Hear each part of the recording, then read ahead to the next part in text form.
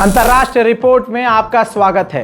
International prime time report आप देखना शुरू कर चुके हैं। मैं हूं रजा और आप देख रहे हैं रजाग्राफी अनस्क्रिप्टेड।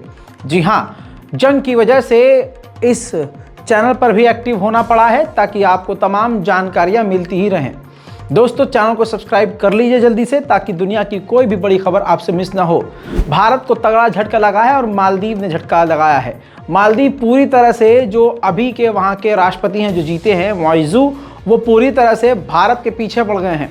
दोस्तों, उन्होंने साफ तौर से भारत को झटका देते हुए कहा है कि भारत के जो 70 से ज़्यादा सैनिक इस वक्त हमारे मालदीव में हैं, उनको इसी वक्त देश छोड़ना पड़ेगा। मोइज़ू ने बताया कि भारत सरकार से यानी मोदी सरकार से बातचीत करना शुरू कर दिया है और बातचीत काफ़ी सफल रही है। मेरे दोस्तों, आपको बता दूं कि पहले से ही मालदीव में भारत के खिलाफ जो है प्रदर्शन होते हैं और इंडिया आउट नाम से वहाँ ज़ोरदार मूवमेंट चल रहा है, जिसकी वजह से भारत को वहाँ से निकलना पड़ सकता है। अच्छा, ये भारत के लिए मालदीव ज़रूरी क्यों है वो भी समझ लीजिए। भारत के लिए हिंद महासागर में एक्टिव रहने के लिए मालदीव काफ़ी ज़रूरी है।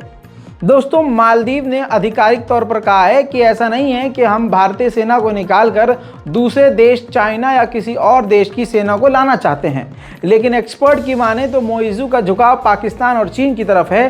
भारत के वहां से निकलने के बाद मोइज़ू एक बड़ा खेल खेल सकते हैं, जिसकी वजह से भारत के लिए एक बड़ा खतरा हो सकता है। दोस्तों, चाइना इतना गंदा देश है और वहाँ के लोग इतने घटिया हैं कि ससुर कुछ भी खा लेते हैं। दोस्तों, एक रिपोर्ट से खुलासा हुआ है कि चाइना ने पूरी एक स्पेशल टास्क बनाई, टीम बनाई और रेड करी। इस रेड के दौरान हज़ारों की तादाद में बिल्लियां छुड़ाई गई हैं। जी हाँ मेरे दोस्तों, इल्ज़ाम ये है, साबित ये हो गया है कि जो वहाँ के वही ट्रेडर्स हैं, वो बिजनेसमैन जो हैं, वो क्या कर रहे थे, बिल्ली का गोश्त मार्केट में सप्लाई कर रहे थे। यानी वहाँ के लोग बिल्ली का गोश्त भी दबाकर खा रहे थे। इसी तरह से एक और मैटर चल रहा है चाइना के ऊपर। चाइना ने लाखों की तादाद में बंदर खरीदने की बात श्रीलंका से करी थी। फिर सवाल ये उठा कि भाई इतने भारी तादाद में बंदर का करेगा क्या। खबर ये आई कि बंदर का गोश्त खाया जाएगा, बंदर का मांस खाएंगे ये लोग पका के, या अल्लाह जाने कच्चा। जिसके बाद श्रीलंका में सवाल खड़े हुए और श्रीलंका की सरकार को घेरा गया। तब श्रीलंका ने इनकार किया कि भाई हम बंदर नहीं देंगे। साउथ चाइना सी के अंदर अमेरिका का एक बॉम्बर उड़ रहा था। चाइना को यह दिखा और चाइना दंदनाता हुआ अपने फाइटर जेट के साथ बिल्कुल करीब आ गया। ये तस्वीर वहीं की है। ये जो तस्वीर आप देख रहे हैं, अमेरिका के यूएस एयरफोर्स B-52 परमाणु बॉम्बर ने रिकॉर्ड किया है।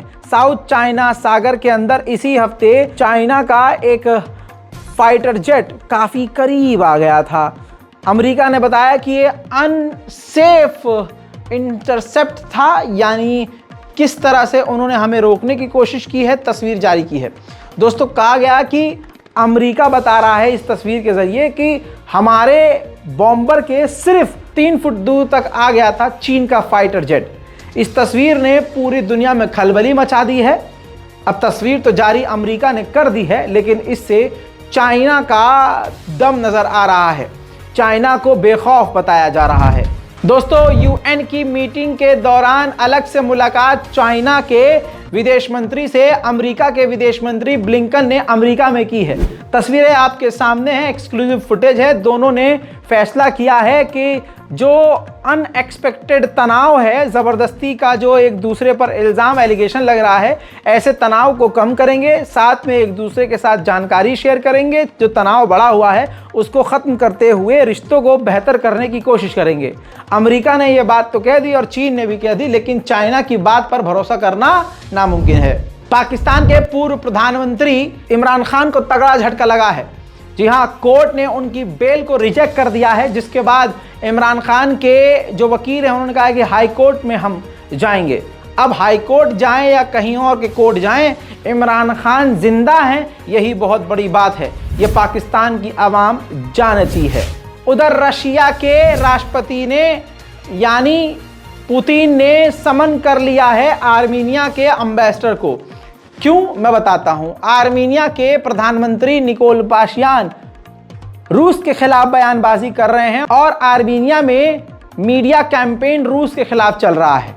और सबसे बड़ी बात यह कि निकोल पाशियान जो आर्मीनिया के प्रधानमंत्री हैं, उन्होंने ताज़ा तरीन बयान ये दिया कि हमें रशिया की ज़रूरत नहीं है, रशिया हमारे लिए बेहतर काम नहीं कर पाया है, जो हम चाह रहे थे रशिया उस तरह से काम नहीं कर पाया है और हमें नहीं लगता कि रशिया के रहते हुए इलाके में शांति आ सकती है, तो हमें नए अलायंस, नए साथी की ज़रूरत है।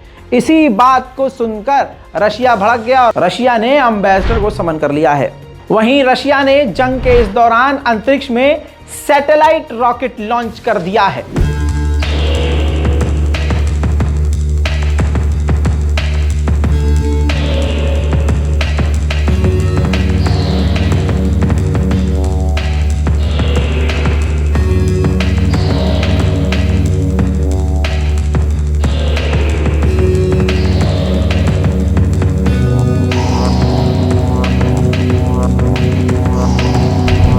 साउथ कोरिया ने रशिया को वार्निंग दी है कि आप मिसाइल की किसी भी टेक्नोलॉजी को नॉर्थ कोरिया से शेयर ना करना। हालांकि अमेरिका पहले ही कह चुका है कि हजारों तरह के हथियार नॉर्थ कोरिया ऑलरेडी रशिया को दे चुका है, तो जाहिर सी बात है नॉर्थ कोरिया और रशिया के बीच हथियारों की डील हो चुकी है। अब कोई कुछ भी कहता रहे। उधर साउथ कोरिया और अमेरिका ने एक खतरनाक ड्रिल करी है। ड्रिल इसलिए करी है कि नॉर्थ कोरिया अगर हमास स्टाइल में हमला करे तो क्या करेंगे। उधर रशिया ने ज़ैपोरिज़िया के इलाके में एंटी स्पाई ऑपरेशन लॉन्च किया, उन लोगों को गिरफ्तार किया और कत्ल किया जो जासूसी कर रहे थे रूस के खिलाफ। इस रेड के दौरान रशिया ने एक को मार दिया और कईयों को गिरफ्तार किया। नेटो की खतरनाक ड्रिल चल रही है इस वक्त रोमानिया में, तो नेटो के फाइटर जेट ने भी इन ड्रिल को ज्वाइन कर लिया है। उधर अफगानिस्तान के काबुल में कल रात को धमाका हुआ था। उस धमाके में 4 लोगों की मौत हुई और दर्जनों घायल हुए। अब उसकी जिम्मेदारी आईसिस ने ले ली है, दाइश ने ली है और कहा है कि यह हमला हमने किया था। खबर अब भारत से, वो भी सबूत के साथ। भारत का हाल देख लीजिए, 1 साल में 4 लाख भारतीयों ने भारत छोड़ दिया है। OECD इंटरनेशनल माइग्रेशन आउटलुक ने आंकड़ा जारी किया है। 2023 की रिपोर्ट के मुताबिक 2021 में 4,07,000 भारतीयों ने 38 अलग अलग देशों का रुख करके भारत को छोड़ दिया है।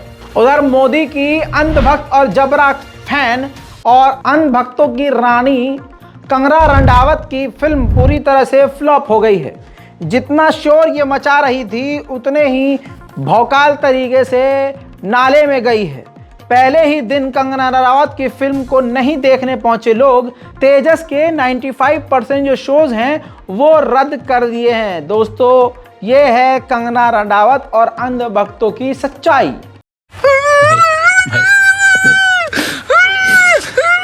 नहीं वैसे तो अंधभक्तों को कोई नहीं मिल रही नौकरी, जिनकी है उनको भी जबरदस्ती लात मारकर निकालने की तैयारी योगी सरकार कर चुकी है। लीजिए सरकारी दस्तावेज आपके सामने देख लीजिए। उत्तर प्रदेश में 50 साल से ऊपर की आयु वाले जितने भी पुलिसकर्मी हैं उनको रिटायर कर दिया जाएगा जबरदस्ती। पुलिसकर्मियों के ट्रैक रिकॉर्ड देखने के बाद दी जाएगी आगे की सेवाएं। पीएसी में पुलिसकर्मियों की लिस्ट 20 नवंबर तक भेजने का आदेश जारी। मुबारक हो दोस्तों, सेना को तो खोखला कर ही दिया है। अब जो पुलिस वाले हैं बेचारे, जिनका गुसर बदर जैसे चल रहा है जैसे तैसे, उनका भी बेड़ा गर्क करने के लिए तैयार मोदी सरकार। अरे वाह, बेड़ा गर्क करने के लिए तैयार मोदी सरकार। याद कर लिए, लिख लीजिए कहीं। आखिर में अंधभक्तों की लाल करने के लिए एक सच्चाई। यहूदियों से ससुरों ने मोहब्बत तो कर ली, लेकिन 85% वो गाय का गोश्त खाते हैं।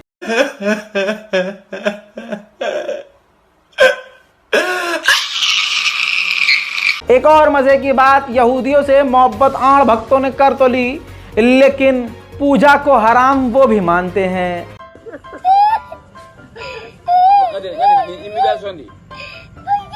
इसी के साथ ही अंतर्राष्ट्रीय प्राइम टाइम का यही खात्मा।